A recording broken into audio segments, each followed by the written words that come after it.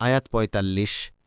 قل إنما أنذركم بالوحي ولا يسمع الصم الدعاء إذا ما ينذرون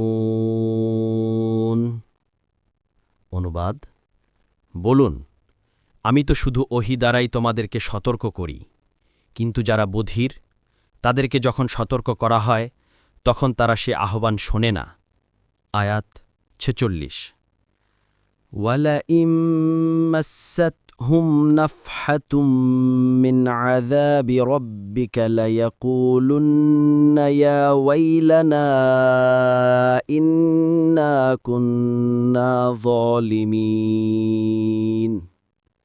অনুবাদ: আর আপনার রবের শাস্তির কিছুমাত্র তাদেরকে স্পর্শ করলে তারা অবশ্যই বলে উঠবে, হায় দুর্ভোগ আমাদের, আমরা তো ছিলাম জালেম।